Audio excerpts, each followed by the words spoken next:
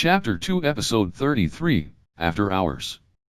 I was giving water to the cleaner slimes that cleaned up the store when Carla came to me with a sales report. Compared to previous reports, her attitude was somehow different. "Boss, about today's sales. That's wrong. Are we in the red?" "No, we're in the black." "Then did we make a decent profit again?" "We made quite a different amount than we have so far, Master Ryoma. Today alone, we earned 26,036 soot. Now hold on a second. For the last couple days, we made just over 16,000, right? Why are we suddenly earning 10,000 more than that?" "Just after you left the store this morning, we happened to receive some great contracts. The rumors about our store reached the ears of the blacksmiths, carpenters, and metal workers. They came to buy large bags and used them immediately. Not only that, but we're getting more customers, both individuals and groups. A fair number of customers are asking to have multiple bags of laundry done at once, too. The bags are still continuing to sell. Can you give me more details about our sales? Not that I doubt the numbers, but I'd like to see the facts for myself." "Of course. Wait in the office, please. I'll bring the summary to you right away." I did as told and went to the office, where I sat in my chair and waited. This was my first time using the place.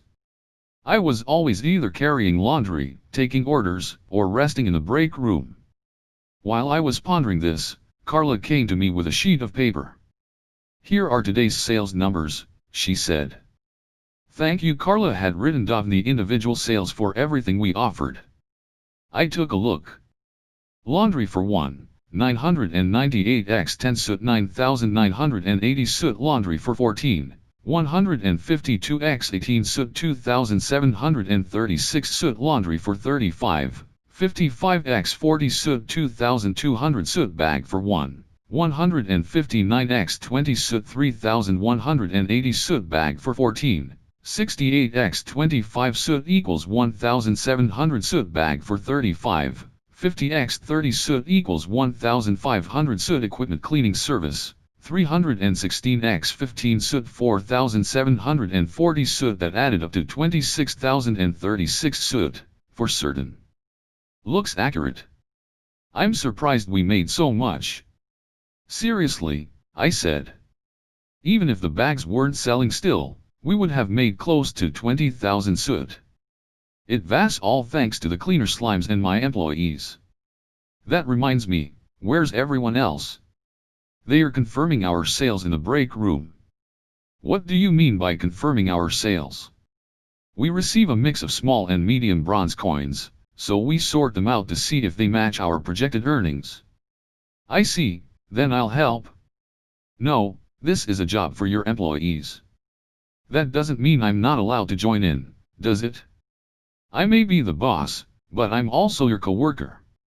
I'll help." When it came to this sort of office work, though, the twins were beyond incredible. I wouldn't say I had no work to do, but I had very little. Their support was also excellent, so it tended to end before I knew it. I always had to rely on energy drinks to get through work like this, so I couldn't keep up. "Understood.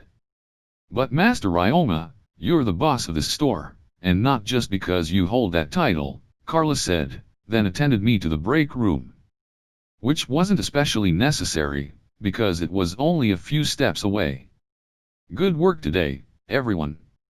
"Thank you, boss," my employees responded. They were counting the large pile of bronze coins on the break room's big table. They did it by hand, counting one by one.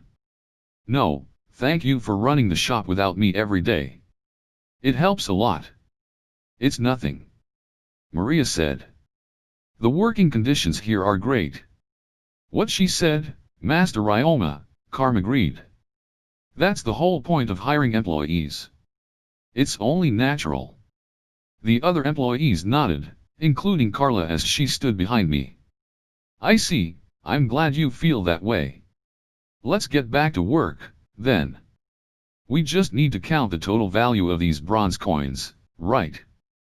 "Yes, but we could do this by ourselves."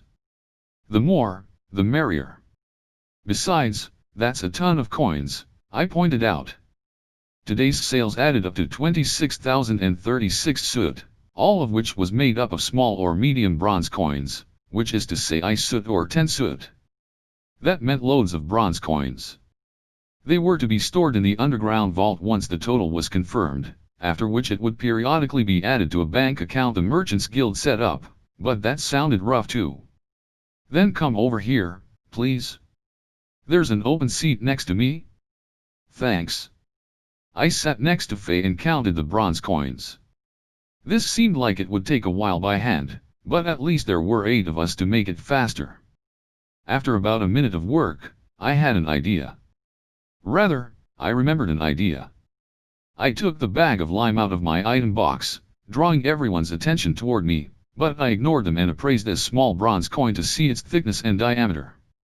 Small bronze coin, I soot the coin with the lowest value. Made of bronze. Diameter, 0.9 centimeters, thickness, 2 mm. I had to amend what I said about appraisal that afternoon.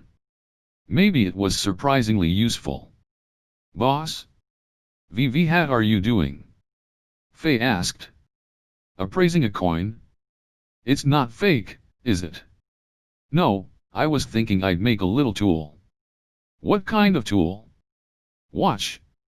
Create block. I turned some lime into a long stone that was hollow on the inside, like a box.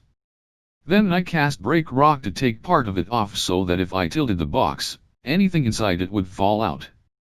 Next, I used earth magic on the hollow area to create lines marking a 5x10 grid of LCM square panels. The lines were 2 rnm tall, so each panel could contain 1 bronze coin. Lastly, I used a sticky slime's hardening solution to lightly coat the box so that it could be safely touched with bare hands. It also served to prevent scratches. I appraised the box. Coin counter, L 14 centimeters, W 7 centimeters, HLCM used in the Edo period to count coins. Created by consolidating lime with earth magic. It was done. Boss, what's that? You use it like this, I said and tossed a couple handfuls of small bronze coins inside the box, then held it from each end and shook it around for a few seconds. I heard the coins clatter. When I let go, some of the coins fell out, but there was a coin left in each of the panels. Faye, can you count how many coins are left inside? Sure, I will, Faye said and looked closely. 50 exactly. Boss, that's another useful tool you've made for yourself. Carla, and Lillian seemed to realize the purpose of the box as well. The 3 village girls, however, did not, so I had them count the coins next. I put more small bronze coins in the box, shook it, and handed out the remaining coins to the 3 girls to help them understand.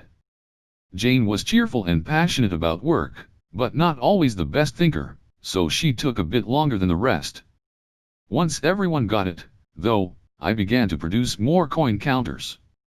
I made 8 boxes for a set of 50 small bronze coins and another 8 boxes for a set of 100 medium bronze coins, enough for everyone. Normal coin counters were supposed to work for any type of coin, but I could figure out how to design them that way later. Thanks to the coin counters, we finished the job in less than 10 minutes. It turned out that we mostly had small bronze coins. I thought there were more medium bronze coins, but the majority of customers seemed to pay in the small variety. After that, I asked everyone if there were any issues running the store. Issues? Not really. This is a great place to work. I can't complain. If anyone can complain about the conditions here, they must be pretty spoiled. Really? It doesn't pay great. Suddenly, I realized I didn't give my employees a break. How could I say I offer work benefits if I didn't even do that? What's wrong, boss? You look sick all of a sudden. I forgot you were supposed to get a day off, I said, but nobody could believe their ears. Boss! Jane shouted. We even get specific days off. I thought that went without saying, but I also only just remembered that, so I was in no place to talk. The others were looking at me with similar surprise. You should get at least 1 day off per week. We can either be closed 1 day a week, or you can all take turns having days off, I said. The 3 village girls were overjoyed. I was confused by their reaction, so Carla explained for me. Boss, people who work away from their hometown seldom get to take days off. If they don't have any particular skills, they tend to be given menial labor and work to the bone. Their salaries are also relatively low. But the conditions here are good, and you pay them well. Considering all the other benefits, I think it's typical to expect no days off as a trade-off. Employees at smaller businesses don't get days off in general, unless there's a holiday or other celebration. Days off are bad for business, so it's common for employees to have to work every day.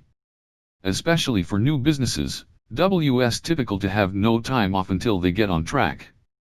Those businesses didn't sound very well set up if they couldn't even have days off without endangering themselves. But there were always businesses like that. Before we left our village, our families felt so sorry for us. They thought they were giving us a brutal job to do. If we were unlucky enough to end up with a cruel employer, we might have been worked to death for bad pay. Even worse, I've heard some bad sexual abuse stories. You were worried about that? I asked. Apparently the workers in this world were treated terribly. I looked to Carla for an answer. Employers taking advantage of their employees for sex is against the law, but unfortunately, some employers do it regardless. It's one of the things that prospective employees have to watch out for, she said. There's vast sexual harassment and such in my old world too. For as different as this world was, I guess some things always stayed the same. I want to create a healthy environment where we value our employees, so don't worry about that, I said. Everyone smiled and thanked me. As far as vacation days, they said it would be a waste to close the store on any day when there was such a deluge of customers, so we decided that employees should take turns taking days off. We discussed this as we ate the dinner Cholma cooked up. Around 9 p.m., I noticed how late it was, said goodbye, and left the store. It was so late that I feared they may get mad at me. By the time I got to the inn, Ilyaria and the others were already back. As we spoke over tea, I learned that they received a warm reception from the government office today. The newly appointed manager had arrived, and the remaining people of the office that caused the scandals tried to get on the family's good side, but their flattery was ineffective. I could imagine a luxurious welcoming party taking place right next to a trial. That may in fact have been close to what happened. Rainbach and Sabas were the ones who told me this, but everyone else seemed ready for bed. It looked like it would bother them if I stayed too long, so I decided to leave for the day.